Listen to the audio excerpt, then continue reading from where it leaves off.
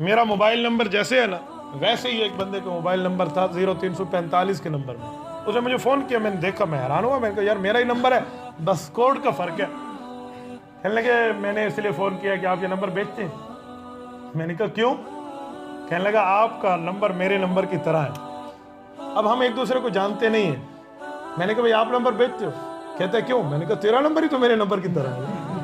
کہنے لگا یار بہت اچھا جواب دیا, کیا کرتے ہو؟ میں نے کہا یار میں تو مسیح تو مولوی ہوں, میں نے کیا کرنا ہے. کہنے لگا یار بہت ٹیلنٹڈ آپ نے جواب دیا ہے, تو میں آپ سے ملنا چاہتا ہوں. وہ بندہ نہیں جانتا تھا میں کون.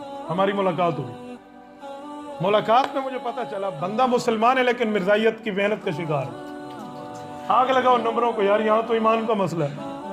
اور میری گفتگو ہوئی, پہلے اس نے مجھ سے سوال کیا تو میں آسانی سے سمجھ گیا کہ بندہ یا مرزائیت کی کتاب پڑھ رہا ہے یا مرزائیوں سے یاری ہے. میں نے اسے بڑے اچھے اخلاق سے جواب دیا, ایک سوال, دوسرا, تیسرا. جب 3 سوال حل ہوئے نا تو انہوں نے مجھے کہا آپ مجھے علیحدگی کا ٹائم دیں, میں نے آپ سے ملنا ہے.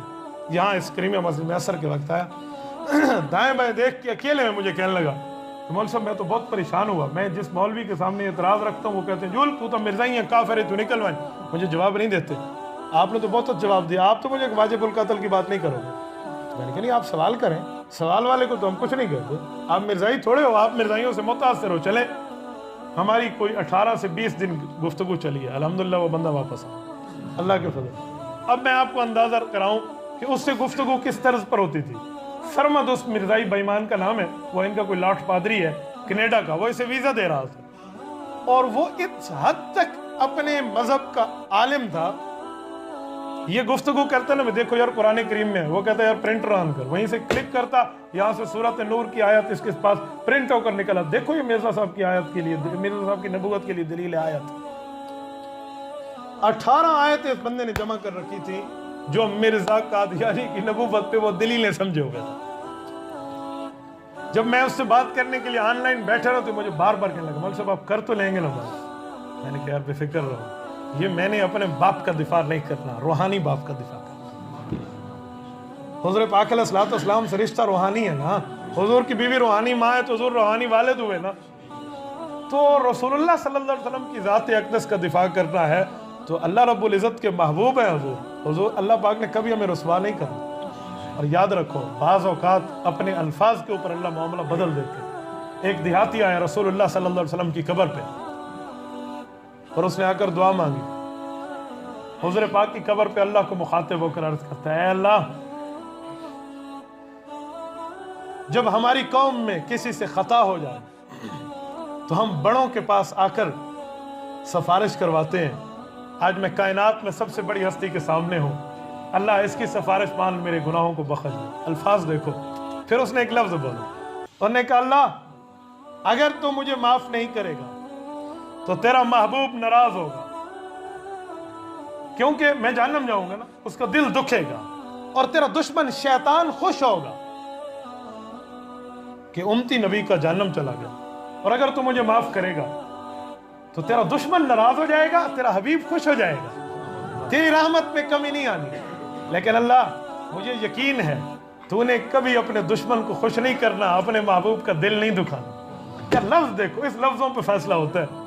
تو میں نے کہا یار مرزائیوں سے بات حضور علیہ الصلوۃ والسلام کے صدقے کرنی ہے تو اس پہ تو اپنی قبر آخرت کی بات ہے, کوئی ذات کا مسئلہ نہیں ہے, یہ رسول اللہ کی ذات کا مسئلہ ہے. اللہ رب العزت ساتھ دیں گے.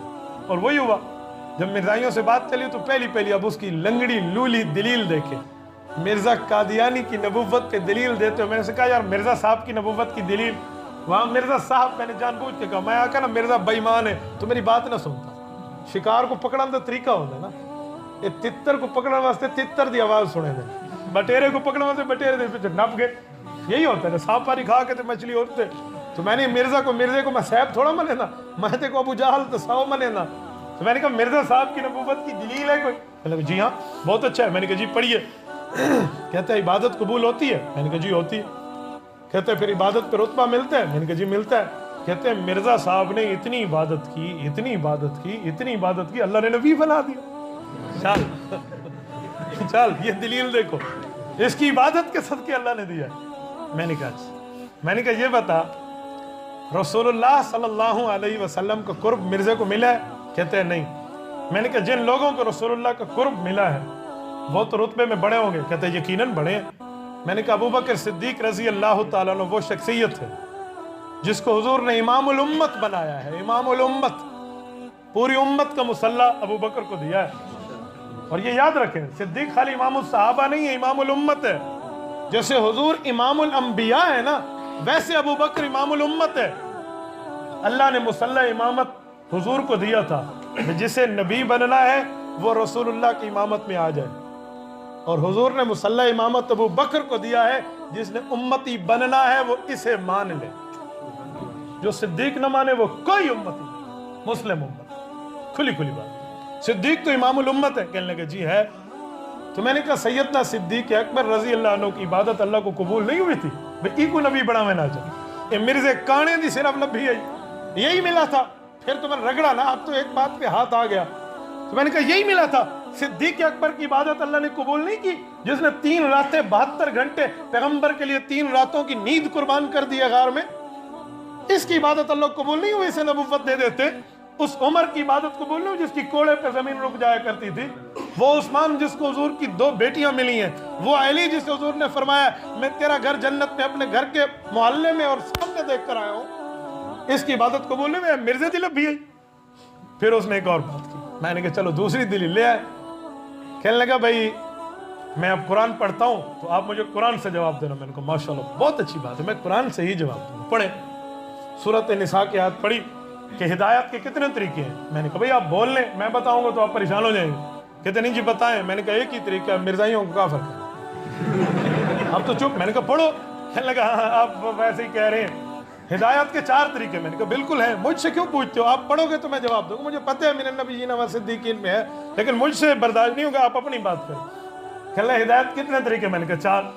من النبیین نبی کے راستے پہ، و صدیقین صحابہ کے راستے پہ، والشہداء شہداء کے راستے پہ، شہیدوں کے راستے پہ، والصالحین بزرگوں کے راستے پہ، نیک لوگوں کے راستے۔ کہنے لگے جی یہ 4 ہیں۔ میں نے کہا جی بالکل یہی 4 ہیں، یہ سورۃ نساء آیت نمبر 59 ہے، ہم تو اس کے قائل ہیں 4 طریقے۔ کہتے ہیں ولی کے راستے پہ چلو تو ولی بن جاتا ہے، شہید کے راستے پہ چلو شہید بن جاتا ہے، اس وقت صحابہ کے راستے پہ چلو صحابی بن جاتا ہے، تو نبی کے راستے پہ چلنے سے نبی کیوں نہیں بن سکتا؟ آپ کہتے ہیں نا مرزائی کافر ہے، بے ایمان ہے، 2 جواب۔ میں اس لیے کہتا ہوں مرزائیت پہ بعض بندے کو دلائل یاد ہونے چاہیے۔ نبی کے راستے پہ چل کے نبی کیوں نہیں ہو سکتا؟ میں نے کہا اچھا میں ایک بات پوچھوں کہ جی ہاں۔ میں نے کہا اللہ رب العزت فرماتے ہیں کہ فی سبیل اللہ، میرے راستے میں چلو، اللہ کے راستے میں۔ کہتے جی ہاں۔ وجاہدوا فی اللہ، اللہ کے راستے میں چلو، محنت کرو۔ کہنے لگے جی ہاں۔ تو میں نے کہا خدا کے راستے پہ چل کے بندہ کیا بنے گا؟ مجھے فرما دینا، خدا کے راستے پہ چل کے، اللہ کے راستے پہ چل کے بندہ کیا بنے گا، یہ آپ فرما دیں۔ اب بولتی بات، میں نے کہا اب بتاؤ، اب کوئی کہہ دے میں اللہ کے راستے چل کے اللہ بڑھ گیا۔ اب جب چپ ہوا نا تو میں نے ایک اور ضرب ماری، میں نے کہا یاد رکھو، اللہ کے راستے پہ چل کے میں اللہ بنا، تیرے نبی کی نبوت ریجیکٹ کر دی، تو مجھے کہتے بھی یوں نہیں چل سکتے۔ اس طرح کی دلیلوں سے ہمارا وہ علی دوست متاثر ہوا، اس نے کہا اچھا۔ پھر وہ اس نے باقی آیتیں مجھے سینڈ کی مرزا قادیانی کی نبوت پہ۔ وہ آیتیں کیا تھی؟ صراط الذین انعمت علیہم، ایک آیت تھی ایتھا کتاب مرزا دنا لکھا پہ، ایک آیت تھی والا یمکنن لہم دینہم الذی ارتضی لہم ولیبدلنہم من بعد خوفہم امنا، یہ آیت خلافت یہ بھیج دی، انما ولیکم اللہ ورسولہ یہ بھیج دی، ختم اللہ علی قلوبہم سے ختم یختم کا معنی نکال کے یہ بھیج دی۔ یہ 18 آیتیں مرزا صاحب کی نبوت کی دلیل ہیں۔ میں نے کہا ایک بات اور تو بتاؤ۔ کہتے جی۔ میں نے کہا جو مرزا صاحب کو نہ مانے وہ کون ہے؟ کہتے کافر۔